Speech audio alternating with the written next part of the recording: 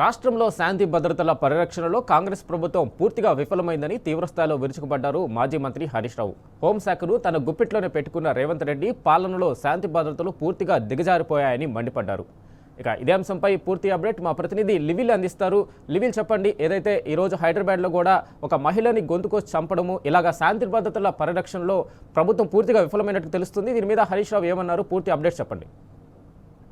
దాదాపు 2.5 కాంగ్రెస్ పాలనలో అరాచకాలు రాజ్యమేలుతున్నాయి. ఇవాళ ప్రధానంగా ఎక్కడ చూసినా మిట్ట మధ్యాహ్నమే హత్యలు మానభంగాలు జరుగుతున్నాయి. రాష్ట్రంలో పూర్తిగా ల్యాండ్ ఆర్డర్ క్షీణించిన దానికి నిదర్శనంగానే ఇవాళ national crime records bureau NCRB తాజాగా విడుదల చేసిన క్రైమ్ ఇన్ ఇండియా 2024 గణాంకాలు పూర్తిగా క్లుప్తంగా బీఆర్ఎస్ మాజీ మంత్రి deputy professor Harish Rao X వేదికగా ప్రస్తావించారు.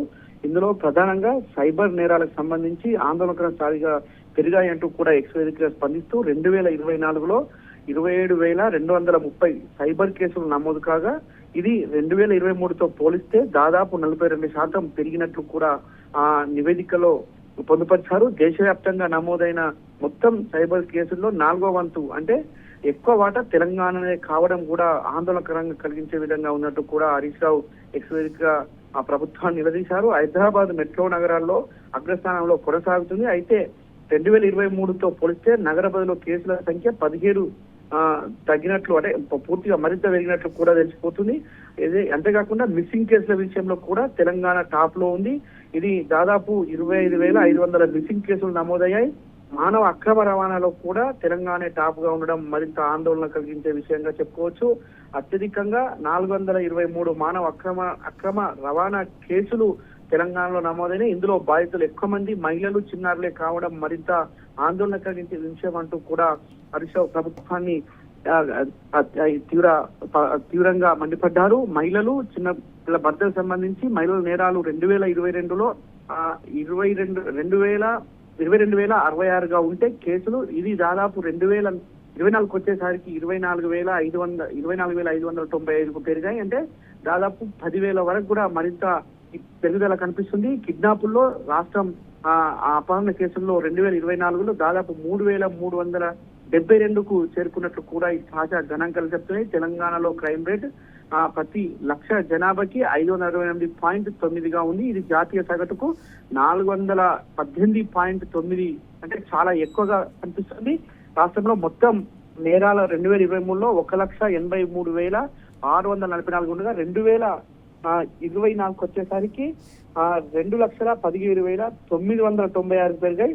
దీనిలో పూర్తిగా అంటే రాష్ట్ర ప్రభుత్వ వైఫల్యం స్పష్టంగా కనిపిస్తుంది. ల్యాండ్ ఆర్డర్ మెయింటైన్ చేయడంలో పూర్తిగా విఫలమైంది. ప్రధానంగా ముఖ్యమంత్రి వద్దే హోంశాఖ పెట్టుకొని ఈ విధంగా చేయడం అంటే ఖచ్చితంగా రాష్ట్రంలో శాంతి భద్రతలు ఎలా క్షీణించాయి, శాంతి భద్రత విషయంలో ప్రభుత్వం ఎంత వైఫల్యం చెందిందో ప్రధానంగా అర్థం చేసుకోవచ్చు. ఇవాళ కూడా నిన్నొక మర్డర్ జరిగింది అర్ధరాత్రి. ఇవాళ ఉదయమే ఒక మాజీ IAS ఆఫీసర్ సతీమణి కూడా హత్య చేసినట్లు కొంచెం కేవలం కమాండ్ కంట్రోల్ కి కూతపెట్టు దూరంలో ఆ మర్డర్ జరగడం మరింత ఆందోళన కలిగించే విషయంగా ఉంది. పూర్తిగా రాష్ట్రంలో పాలన గాలి కొదిలేసి ప్రభుత్వం సమ్మేళనాలు అటు ఇతర రాష్ట్ర పర్యటనలే తప్ప ఇంకోటి లేదనేది స్పష్టంగా తెలుస్తుంది. ఈ నేపథ్యంలోనే బీఆర్ఎస్ మాజీ మంత్రి డిప్యూటీ ప్రొఫెసర్ హరీష్ రావు ప్రభుత్వంపై తీవ్ర ఆగ్రహం వ్యక్తం చేస్తూ ఈ తాజా గణాంకాల విషయంలో ఆందోళనకర వ్యక్తం చేశారు. ఇప్పటికైనా ప్రభుత్వం దృష్టి సాధించి ఈ ల్యాండ్ ఆర్డర్ మెయింటైన్ చేయడంలో ప్రభుత్వం తన సిటిజన్స్ చాటుకోవాలని కూడా చెప్పారు. గత బీఆర్ఎస్ ప్రభుత్వంలో దాదాపు 10 లక్షల సీసీ కెమెరాలు పెట్టి ఎప్పటికప్పుడు మానిటరింగ్ చేసి ప్రపంచంలోని అత్యున్నత స్థాయి ల్యాండ్ ఆర్డర్ మెయింటైన్ చేసిన పోలీస్ వ్యవస్థ తెలంగాణలో ఉంది. కానీ ఇవాళ కాంగ్రెస్ ప్రభుత్వం తర్వాత రాజకీయాలకే ప్రాధాన్యం ఇచ్చి రాజకీయ ప్రతిపక్షాల గొంతు నొక్కేందుకే పోలీసు వ్యవస్థను వాడుకోవడంతో ఈ విధంగా ల్యాండ్ ఆర్డర్ సిచ్యువేషన్ ఈ విధంగా తయారైందంటూ కూడా ఆగ్రహం వ్యక్తం చేశారు. మొన్న కరీంనగర్ లో ఒక PMJ జ్యువెలరీ సంబంధించి ప్రముఖ జ్యువెలరీ షాప్ సంబంధించి ఉదయమే కాల్పులు జరిపి దుండగలు కేవలం గంట లోపే రాష్ట్రం నుంచి పారిపోయి ఇతర రాష్ట్రాలకు చొరబడారంటే రాష్ట్రంలో శాంతి భద్రతలు ఏ విధంగా ఉన్న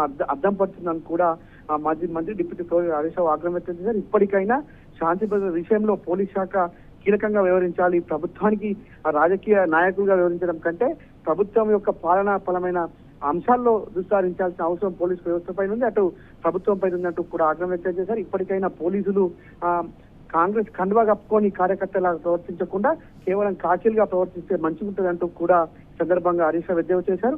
ఖచ్చితంగా ఎన్సీఆర్బీ డాటా ప్రకారం రాష్ట్రంలో గణనీయమైన క్రైమ్ రేట్ పెరగడం మరింత ఆందోళన కలిగించే విషయంగా హరీష్ రావు పేర్కొన్నారు. Venkat. Right level, thank you.